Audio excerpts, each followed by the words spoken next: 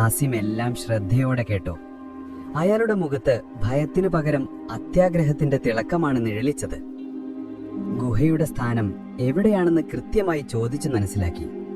Alibaba അവനോട് അപേക്ഷിച്ചു, സൂക്ഷിക്കണം, അതൊരു അപകടം പിടിച്ച സ്ഥലമാണ്. ആ കള്ളന്മാർ വളരെ ക്രൂരന്മാരാണ്. അവർ നിന്നെ പിടിച്ചാൽ പിന്നെ ജീവനോടെ വിടില്ല. എന്നാൽ ഖാസിം അതൊന്നും ചെവികൊണ്ടില്ല. അയാളുടെ മനസ്സ് നിറയെ ആ ഗുഹയിലെ നിധിയെക്കുറിച്ചുള്ള ചിന്തകൾ മാത്രമായിരുന്നു. ആലിബാബയെ പോലെ ഒരു വെഡ്ഡിക്ക് കുറച്ച് സ്വർണ്ണ നാണയങ്ങൾ കൊണ്ട് തൃപ്തിയാകുമായിരിക്കും.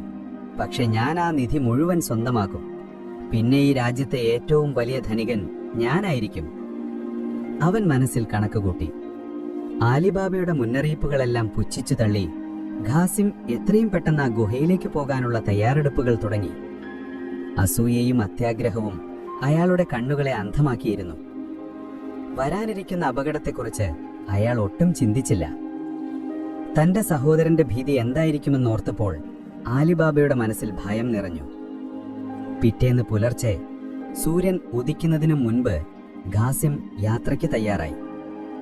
അയാളുടെ കണ്ണുകളിൽ ഉറക്കക്ഷീണത്തേക്കാൾ കൂടുതൽ അത്യാഗ്രഹത്തിന്റെ ജ്വാലയായിരുന്നു. 10 കോവർ കഴുതകളെയും സാധനങ്ങൾ കൊണ്ടുപോകാനുള്ള വലിയ തുകൽ സഞ്ചികളും അയാൾ കൂടെ കരുതി. ആ ഗുഹയിലെ നിധി മുഴുവൻ ഒറ്റയടിക്ക് സ്വന്തമാക്കുക എന്നതായിരുന്നു അയാളുടെ ലക്ഷ്യം. ആലിബാബ പറഞ്ഞുകൊടുത്ത അടയാളങ്ങൾ വെച്ച് അയാൾക്ക് എളുപ്പത്തിൽ ആ സ്ഥലം കണ്ടെത്താനായി. കാടിന്റെ വിജനതയോ വരാനിരിക്കുന്ന അപകടമോ അയാളെ ഭയപ്പെടുത്തിയില്ല. അയാളുടെ ഓരോ ചിന്തയിലും സ്വർണവും വെള്ളിയും രത്നങ്ങളും മാത്രമായിരുന്നു. ഒടുവിൽ ആ ഭീമാകാരമായ പാറക്കെട്ടിന് മുന്നിൽ അയാൾ എത്തി. ആലിബാബ വിവരിച്ചതുപോലെ തന്നെ അയാൾ ആരും കാണുന്നില്ലെന്ന് ചുറ്റും നോക്കി ഉറപ്പുവരുത്തി. എന്നിട്ട് ഗൂഢമായ ഒരു സന്തോഷത്തോടെ ആ അത്ഭുത വാക്കുകൾ ഉറച്ചത്തിൽ പറഞ്ഞു, തുറക്കൂ സീസയും. ഒരു നേരിയ മുരൾച്ചയോടെ ആ കൽവാതിൽക്ക് തുറന്നു. അകത്തെ കാഴ്ച ഖാസിമിന്റെ പ്രതീക്ഷകൾക്കും അപ്പുറമായിരുന്നു. ആലിബാബ പറഞ്ഞതിനേക്കാൾ എത്രയോ അധികം സമ്പാദ്യമാണ് അവിടെ ഉണ്ടായിരുന്നത്. സ്വർണത്തിന്റെ പ്രകാശത്തിൽ അയാളുടെ കണ്ണഞ്ചിപ്പോയി. ഒരു നിമിഷം അയാൾ എല്ലാം മറന്ന് ആ നിധിക്കൂമ്പാരത്തിലേക്ക് ഓടിച്ചെന്നു. സ്വർണ നാണയങ്ങൾ കൈകളിൽ വാരിയെടുത്ത് അയാൾ ആർത്തിയോടെ ചിരിച്ചു. പട്ടുതുണികളിൽ അയാൾ മുഖമമർത്തി. രത്നങ്ങളുടെ തിളക്കത്തിൽ അയാൾ സ്വയം മറന്നു. ഇതെല്ലാം ഇനി എന്റേതാണ്. ഞാൻ ലോകത്തിലെ ഏറ്റവും വലിയ ധനികനാകാൻ പോകുകയാണ്. അയാൾ പിറുപിറുത്തു. അയാൾ താൻ കൊണ്ടുവന്ന തുകൽ സഞ്ചികളിലെല്ലാം സ്വർണവും വെള്ളിയും ആഭരണങ്ങളും അയാൾ വാരി നിറയ്ക്കാൻ തുടങ്ങി. സമയം പോകുന്നത് അയാൾ അറിഞ്ഞില്ല. ഓരോ സഞ്ചിയും നിറയുമ്പോഴും അയാളുടെ ആർത്തി കൂടി വന്നു. ഗുഹയുടെ ഓരോ കോണിലും അയാൾ പരതി. ഒന്നും വിട്ടുപോകരുതെന്ന് അയാൾക്ക് നിർബന്ധമുണ്ടായിരുന്നു. മണിക്കൂറുകൾ കടന്നുപോയി. ഒടുവിൽ തനിക്ക് കൊണ്ടുപോകാൻ കഴിയുന്നതിലും അധികം അയാൾ ശേഖരിച്ചു വെച്ചു. ഇനി മടങ്ങാം. ഈ സമ്പത്തുമായി നഗരത്തിലേക്ക് മടങ്ങിച്ചെല്ലുന്ന നിമിഷം അയാൾ മനസ്സിൽ കണ്ടു, തന്റെ സഹോദരൻ ആലിബാബയുടെ മുന്നിൽ താൻ എത്ര വലിയവനാണെന്ന് കാണിച്ചു കൊടുക്കണം എന്നയാൾ ഉറച്ചു. സന്തോഷത്തോടെ അയാൾ ഗുഹാമുഖത്തേക്ക് നടന്നു. അടഞ്ഞുകിടക്കുന്ന കൽവാതിലിന് മുന്നിൽ നിന്നുകൊണ്ട് അയാൾ പറഞ്ഞു, തുറക്കൂ. അയാൾ ഒരു നിമിഷം നിർത്തി. എന്തായിരുന്നു ആ വാക്ക്? സ്വർണത്തെക്കുറിച്ചുള്ള ചിന്തയിൽ, നിധിയെക്കുറിച്ചുള്ള ആർത്തിയിൽ അയാളുടെ ഓർമ്മകൾ കുഴഞ്ഞു മറിഞ്ഞിരുന്നു. തുറക്കൂ ബാർലി, അയാൾ ഉറക്കെ പറഞ്ഞു. വാതിൽ അനങ്ങിയില്ല. തുറക്കു ഗോതമ്പേ, തുറക്കു ചോളമേ. അയാൾക്ക് ഓർമ്മ വന്ന ധാന്യങ്ങളുടെ എല്ലാം പേരുകൾ അയാൾ മാറി മാറി വിളിച്ചു പറഞ്ഞു. പക്ഷേ ആ കരിങ്കൽ ഭിത്തി നിശബ്ദമായി നിന്നു. ഖാസിമിന്റെ നെഞ്ചിൽ ഭയം മുളപൊട്ടി തുടങ്ങി. താൻ ഈ നിധിഗുഹയിൽ ഒറ്റയ്ക്കകപ്പെട്ടിരിക്കുന്നു. അയാളുടെ സന്തോഷമെല്ലാം കണ്ണീരിന് വഴിമാറി. അയാൾ വാതിലിൽ ആഞ്ഞടിച്ചു, അലറി വിളിച്ചു. പക്ഷേ കനത്ത കൽഭിത്തിക്കുള്ളിൽ അയാളുടെ നിലവിളി പുറം ലോകം കേട്ടില്ല. നിമിഷങ്ങൾക്ക് മുൻപ് തനിക്ക് സ്വർഗമായി തോന്നിയ ആ ഗുഹ ഇപ്പോൾ ഒരു ശവക്കല്ലറയായി അയാൾക്ക് അനുഭവപ്പെട്ടു. സ്വർണവും രത്നങ്ങളും അയാളെ നോക്കി പരിഹസിക്കുന്നത് പോലെ തോന്നി. അയാൾ നിസ്സഹായനായി ഭയന്നു വിറച്ച് ഒരു മൂലയിൽ ഒതുങ്ങിയിരുന്നു.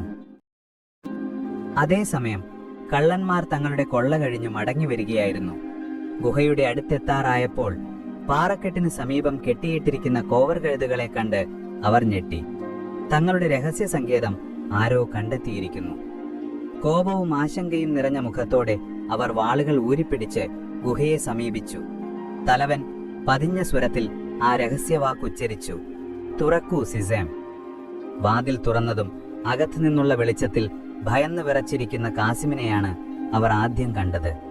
ഒരു നിമിഷത്തെ നിശബ്ദതയ്ക്ക് ശേഷം കള്ളന്മാരുടെ കണ്ണുകളിൽ ക്രൂരത നിറഞ്ഞു. തങ്ങളുടെ ജീവനും സമ്പത്തിനും ഭീഷണിയായ ആ മനുഷ്യനോട് അവർക്ക് യാതൊരു ദയയും തോന്നിയില്ല. അവിടെ നടന്നത് ഒരു നിമിഷം കൊണ്ടായിരുന്നു. വാളുകളുടെ തിളക്കം, ഒരു ജീവൻ അവസാനിക്കുന്നതിന്റെ നേർത്ത ശബ്ദം. കാസിമിന്റെ അത്യാഗ്രഹത്തിന് കിട്ടിയ വിലയായിരുന്നു അത്. തങ്ങളുടെ രഹസ്യം പുറത്തറിയാതിരിക്കാനും ഇനി ആരെങ്കിലും ഗുഹ കണ്ടെത്താൻ ശ്രമിച്ചാൽ അവർക്കൊരു പാഠമാകാനും കള്ളന്മാർ തീരുമാനിച്ചു. അവർ കാസിമിന്റെ ശരീരത്തോട് ഒരു ക്രൂരമായ അനാദരവ് കാട്ടി. അയാളുടെ ശരീരം കഷ്ണങ്ങളാക്കി ഗുഹയുടെ വാതിൽക്കൽ തന്നെ അകത്തേക്ക് കടക്കുന്ന ആർക്കും കാണാവുന്ന രീതിയിൽ അവർ തൂക്കിയിട്ടു. അതൊരു ഭയാനകമായ മുന്നറിയിപ്പായിരുന്നു. തങ്ങളുടെ നിധി മോഷ്ടിക്കാൻ വരുന്നവരുടെ വിധി ഇതായിരിക്കുമെന്ന് വിളിച്ചു പറയുന്ന ഒരു നിശബ്ദമായ സന്ദേശം. ശേഷം അവർ യാതൊന്നും സംഭവിക്കാത്തതുപോലെ ഗുഹയടച്ച് തങ്ങളുടെ വഴിക്ക് പോയി. അന്ന് രാത്രി നഗരത്തിലെ വലിയ വീട്ടിൽ കാസിമിന്റെ ഭാര്യ ഭർത്താവിനെ കാത്തിരുന്നു. നേരം ഇരുട്ടി, രാത്രിയായി. എന്നിട്ടും അയാൾ വന്നില്ല. സ്വർണവുമായി മടങ്ങിവരുന്ന ഭർത്താവിനെ സ്വപ്നം കണ്ടിരുന്ന അവളുടെ മനസ്സിൽ പതിയെ ഭയത്തിന്റെ കാർമേഘങ്ങൾ ഉരുണ്ടുകൂടി. അയാളുടെ അത്യാഗ്രഹത്തെക്കുറിച്ച് അവൾക്ക് ഓർമ്മ വന്നു. ആലിബാബയുടെ മുന്നറിയിപ്പുകൾ അവൾ ഓർത്തു. ഒരുപക്ഷെ എന്തെങ്കിലും ആപത്ത് സംഭവിച്ചിരിക്കുമോ? ആ രാത്രി അവൾക്കുറങ്ങാനേ കഴിഞ്ഞില്ല. ആ വലിയ വീട്ടിന്റെ നിശബ്ദതയിൽ വരാനിരിക്കുന്ന ദുരന്തത്തിന്റെ സൂചനയോണം അവളുടെ ഹൃദയം പെരുമ്പര കൊട്ടിക്കൊണ്ടേയിരുന്നു. ഖാസിമിനെ കാണാതെ ഒരു രാത്രി മുഴുവൻ പിന്നിട്ടു. അയാളുടെ ഭാര്യയുടെ ഭയം ആധിയായി മാറി. പുലർച്ചെ കരഞ്ഞു കലങ്ങിയ കണ്ണുകളുമായി അവൾ ആലിബാബയുടെ കുടിലിലേക്കോടി. എന്റെ ഭർത്താവിനെ കാണാനില്ല. ഇന്നലെ പുലർച്ചെ കോവർ കഴുതകളുമായി പോയതാണ്. എനിക്ക് പേടിയാവുന്നു ആലിബാബ. നിങ്ങൾ പറഞ്ഞ ആ കള്ളന്മാർ, അവർ അദ്ദേഹത്തെ പിടികൂടിയിരിക്കുമോ? അവൾ പൊട്ടിക്കരഞ്ഞു. ആലിബാബ അവളെ സമാധാനിപ്പിച്ചു. താൻ ഭയന്നത് തന്നെ സംഭവിച്ചിരിക്കാമെന്ന് അയാൾക്ക് തോന്നി. സഹോദരനോടുള്ള സ്നേഹവും ഒരു പരിധിവരെ താനാണ് ഈ അപകടത്തിന് കാരണമെന്ന കുറ്റബോധവും അയാളെ അലട്ടി. എന്തുതന്നെയായാലും ഖാസിമിന് എന്തുപറ്റിയെന്ന് കണ്ടെത്തേണ്ടത് തന്റെ കടമയാണെന്ന് അയാൾ ഉറപ്പിച്ചു. നിങ്ങൾ സമാധാനമായിരിക്കൂ, ഞാൻ പോയി നോക്കിയിട്ട് വരാം. അയാൾ അവൾക്ക് വാക്കുകൊടുത്തു. തന്റെ 3 കഴുതകളുമായി ആലിബാബ വീണ്ടും ആ വനത്തിലേക്ക് യാത്രയായി. ആലിബാബയ്ക്ക് കാസിമിനെ കണ്ടെത്താൻ കഴിയുമോ? അടുത്ത എപ്പിസോഡിൽ കാണാം. Okay, by.